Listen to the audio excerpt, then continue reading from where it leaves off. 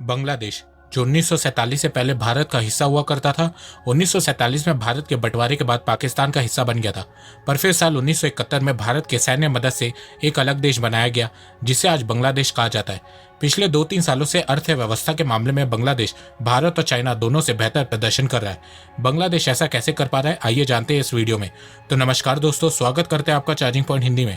दोस्तों, आज के इस वीडियो में हम बात करेंगे बांग्लादेश की इकॉनमी के बारे में, उसके पास्ट परफॉर्मेंस के बारे में, प्रेजेंट सिचुएशन के बारे में, ग्रोथ के बारे में, जीडीपी के बारे में, ट्रेड के बारे में, इंडस्ट्रीज के बारे में, और साथ में जानेंगे बांग्लादेश की इकॉनमी का फ्यूचर कैसा होगा। तो जुड़े रहिए आप इस वीडियो के साथ। दोस्तों, मैं ऐसे ही एजुकेशनल टॉपिक पे बात करता हूँ, तो अगर आपको मेरा काम पसंद आता है तो अब आप मुझे सपोर्ट कर सकते हैं पेट्रियन और यूट्यूब में ज्वाइन बटन के थ्रू।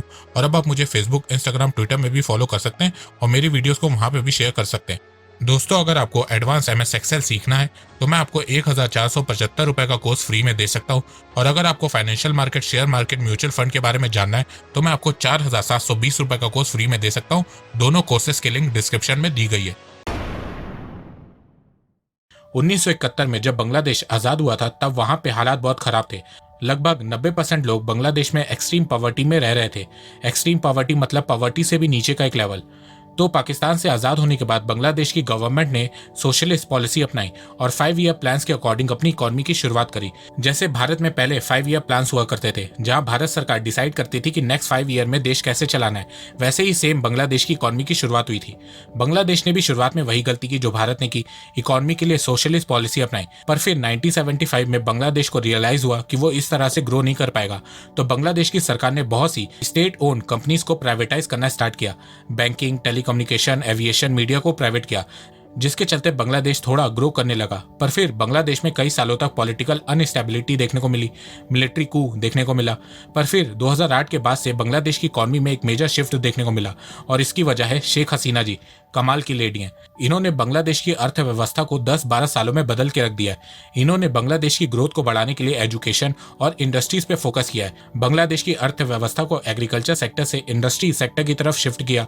वुमेन और गर्ल्स की एजुकेशन के लिए स्कॉलरशिप लॉन्च किया, जिसके चलते बांग्लादेश की लेबर फोर्स में बांग्लादेशी औरतों का योगदान बहुत बढ़ गया।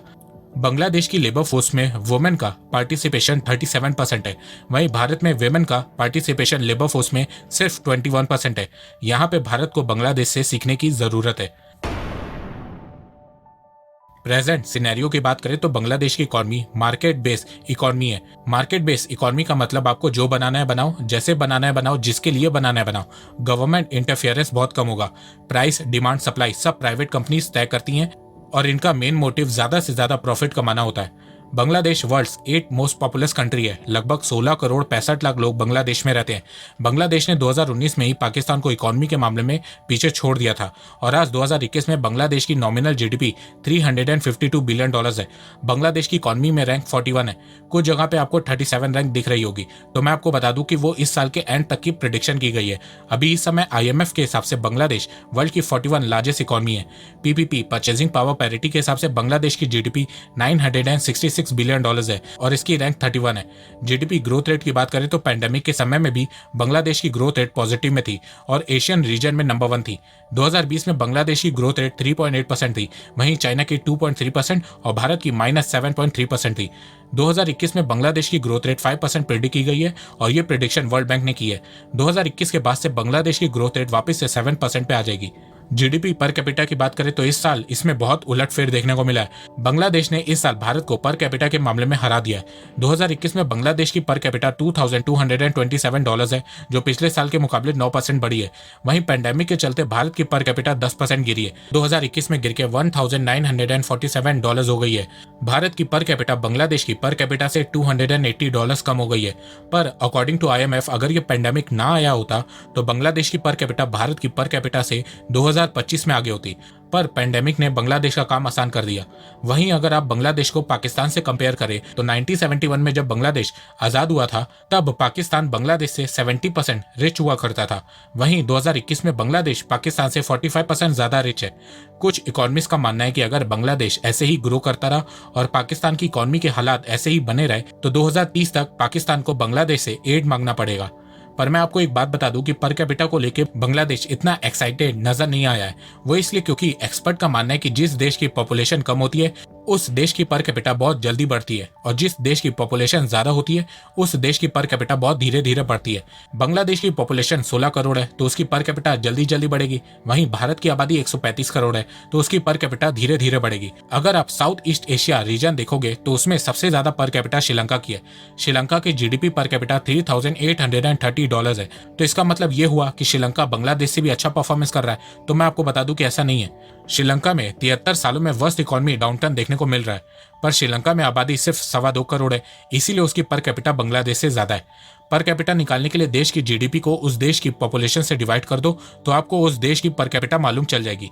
पर कैपिटा भी दो तरीके से कैलकुलेट की जाती है, नॉमिनल और पीपीपी, परचेजिंग पावर पैरिटी के टर्म्स में। बांग्लादेश ने भारत को नॉमिनल टर्म्स में हराया है। Purchasing power parity PPP terms में अभी भी बांग्लादेश भारत से बहुत पीछे है। बड़े बड़े इकोनॉमिस्ट का मानना है कि नॉमिनल जीडीपी देश की इकोनॉमी को रिप्रेजेंट करती है। आप लोगों ने ये सुना ही होगा कि भारत 5वीं सबसे बड़ी अर्थव्यवस्था है। ये चीज नॉमिनल जीडीपी के फिगर्स को देख के बताया जाता है। देश की पर कैपिटा हमेशा पीपीपी, परचेजिंग पावर पैरिटी के टर्म्स को देख के बताई जाती है। पीपीपी में living standard, cost of living जैसे फैक्टर को ऐड किया जाता है। इसीलिए अगर आपको किसी भी देश की पर कैपिटा बतानी होती है तो पीपीपी टर्म्स को यूज किया जाता है। भारत की पर कैपिटा पीपीपी टर्म्स में 2021 में $7,333 है, वहीं बांग्लादेश की $5,812 है। नेक्स्ट ईयर आपको इसमें और गैप बनता हुआ नजर आएगा क्योंकि इस साल वापस से भारत की ग्रोथ रेट बढ़ेगी, उससे भारत की पर कैपिटा भी इंक्रीज होगी। जीडीपी बाय सेक्टर की बात करें तो एग्रीकल्चर सेक्टर का कंट्रीब्यूशन बांग्लादेश की जीडीपी में 14.23% है, इंडस्ट्री सेक्टर का कंट्रीब्यूशन 35.66% है और सर्विस सेक्टर का कंट्रीब्यूशन 50.11% है। इन्फ्लेशन रेट बांग्लादेश में 2021 में 5.5% है। ईज ऑफ डूइंग बिजनेस में बांग्लादेश की रैंक 2021 में 168 है। बांग्लादेश की लिटरेसी रेट 74% है। पॉपुलेशन बिलो पॉवर्टी लाइन 28% है और एक्सट्रीम पॉवर्टी बांग्लादेश में 6% है। पिछले कुछ सालों में बांग्लादेश में पॉवर्टी बहुत तेजी से कम हो रही है। बांग्लादेश का फॉरेन रिजर्व जून 2021 तक $45 बिलियन है, जो साउथ एशिया रीजन में भारत के बाद सेकंड नंबर पे आता है। ट्रेड की बात करें तो पैंडेमिक के चलते 2020 में बांग्लादेश का ट्रेड कम हुआ है। जहां 2019 में बांग्लादेश का एक्सपोर्ट $47 बिलियन था, वहीं 2020 में बांग्लादेश का एक्सपोर्ट गिर के $33 बिलियन पे आ गया है। इंपोर्ट की बात करें तो 2019 में बांग्लादेश का इंपोर्ट $45 बिलियन था, जो 2020 में बढ़ के $46 बिलियन हो गया है। तो पैंडेमिक के चलते बांग्लादेश का एक्सपोर्ट कम हो गया और इंपोर्ट बढ़ गया है। इंडस्ट्रीज की बात करें तो बांग्लादेश की टेक्सटाइल इंडस्ट्री की मार्केट साइज 2021 में $46 बिलियन है। जीडीपी पे कंट्रीब्यूशन 14% है। बांग्लादेश की टेक्सटाइल इंडस्ट्री में 10 मिलियन लोग काम करते हैं, जिसमें से 4.4 मिलियन लोग डायरेक्ट काम करते हैं। बांग्लादेश की एक्सपोर्ट की बैकबोन बांग्लादेश की टेक्सटाइल इंडस्ट्री है। बांग्लादेश के एक्सपोर्ट में बांग्लादेश की टेक्सटाइल इंडस्ट्री का कंट्रीब्यूशन 80 से 82% है। वर्ल्ड टेक्सटाइल एक्सपोर्ट में बांग्लादेश की रैंक 3rd है। नंबर 1 पे चाइना है, सेकंड नंबर पे जर्मनी है, 3rd पे बांग्लादेश है, 4th पे वियतनाम है और 5th पोजीशन पे भारत है। बांग्लादेश इकोनॉमी की फ्यूचर की बात करें तो centre for economics and business research CEBR ने बताया है कि बांग्लादेश की एवरेज जीडीपी ग्रोथ रेट 2021 से 2025 तक 6.8% होगी। इसके अलावा CEBR ने बताया है कि अगर इसी तरह से बांग्लादेश ग्रो करता रहा तो 2025 तक बांग्लादेश की इकोनॉमी वर्ल्ड की 34 लार्जेस्ट इकोनॉमी होगी, 2030 तक वर्ल्ड की 28 लार्जेस्ट और 2035 तक वर्ल्ड की 25th लार्जेस्ट इकोनॉमी बन जाएगी। अभी इस समय बांग्लादेश की इकोनॉमी की रैंक 41 है, पर 2035 तक वर्ल्ड इकोनॉमी की रैंकिंग में बहुत कुछ चेंज हो जाएगा। चाइना अमेरिका को हरा के वर्ल्ड लार्जेस्ट इकोनॉमी बन जाएगा। भारत 2030 में ही 3rd लार्जेस्ट इकोनॉमी बन जाएगा। 2035 तक पाकिस्तान की रैंक इकोनॉमी में 36 होगी, श्रीलंका की 67 और नेपाल की 95 होगी। जीडीपी की बात करें तो CEBR ने बताया कि 2025 तक बांग्लादेश की जीडीपी $488 बिलियन की हो जाएगी। 2030 तक बांग्लादेश की जीडीपी $760 बिलियन की होगी और 2035 तक बांग्लादेश की जीडीपी $1.2 ट्रिलियन की हो जाएगी। पर जिस तरीके से बांग्लादेश की इकोनॉमी की ग्रोथ हो रही है, उससे आने वाले 5-6 सालों में बांग्लादेश की इकोनॉमी को कुछ मेजर चैलेंजेस फेस करने पड़ेंगे। बांग्लादेश की इकोनॉमी का रियल टेस्ट 2025 या 2026 से शुरू होगा, जब बांग्लादेश को US generalize system of preference से हटाया जाएगा। ये प्रिविलेज डेवलप देश लीस्ट डेवलप कंट्रीज को देते हैं, जिससे इन देशों को ट्रेड में टैरिफ फ्री सुविधा मिलती है। तो अभी बांग्लादेश को लीस्ट डेवलप कंट्री में होने से बहुत फायदा होता है। ट्रेड में टैक्स नहीं लगता है, बांग्लादेश के प्रोडक्ट वेस्टर्न कंट्रीज में टैरिफ फ्री होते हैं, जिससे बांग्लादेश की प्रोडक्ट की प्राइस बाकी देश जैसे कि भारत, चाइना, वियतनाम से कम रहती है और उससे बांग्लादेश को एक्सपोर्ट में एडवांटेज मिलता है। तो जिस हिसाब से बांग्लादेश की इकॉनमी ग्रो हो रही है, तो अनुमान लगाया जा रहा है कि 2025 या 2026 तक बांग्लादेश से ये प्रिविलेज वापस लिया जा सकता है और इसके बाद बांग्लादेश को जो अमेरिकन और यूरोपियन मार्केट में टैरिफ फ्री वाली सुविधा मिलती है वो खत्म हो जाएगी। जो इस समय बांग्लादेश को एक्सपोर्ट में एडवांटेज मिलता है वो खत्म हो जाएगा और तब बांग्लादेश को बाकी सभी देश China, Bharat, Taiwan, Vietnam, south Korea, Japan से कॉम्पिटिट करना पड़ेगा। इसके अलावा जैसे जैसे बांग्लादेश की इकोनॉमिक ग्रोथ बढ़ेगी वैसे वैसे उसके यहाँ मैन्युफैक्चरिंग की कॉस्ट भी बढ़ेगी, ठीक वैसे ही जैसे बाकी देशों में बढ़ी है, क्योंकि ये देखा गया है कि इकोनॉमिक ग्रोथ के साथ साथ लोगों के लिविंग स्टैंडर्ड भी बढ़ने लगते हैं, जिसके चलते लोगों की सैलरी भी बढ़ने लगती है और इसका सीधा इम्पैक्ट प्रोडक्ट की कॉस्ट पे पड़ता है। इसके अलावा बांग्लादेश को डिफरेंट सेक्टर पे भी फोकस करना होगा। सिर्फ टेक्सटाइल के भरोसे बांग्लादेश अपनी ये ग्रोथ फ्यूचर में मेंटेन नहीं कर पाएगा। तो आने वाले 10 सालों में बांग्लादेश को ग्लोबल इंटीग्रेशन और अपनी इकोनॉमी की ट्रांसफॉर्मेशन में ध्यान देना होगा।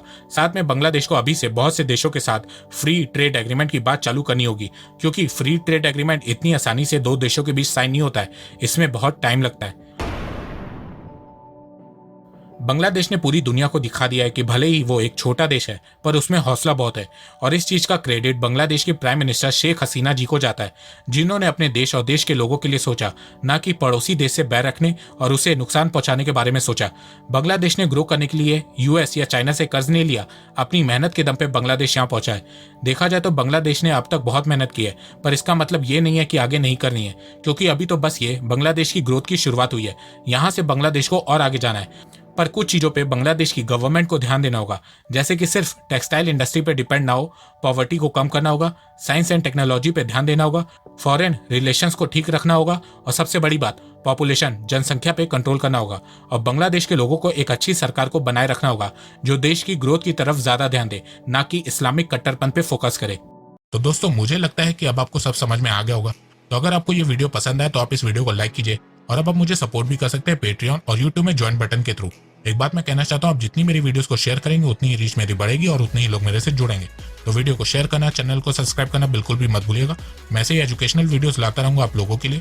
तो अभी तक के लिए बस इतना ही। धन्यवाद। जय हिंद, जय भारत।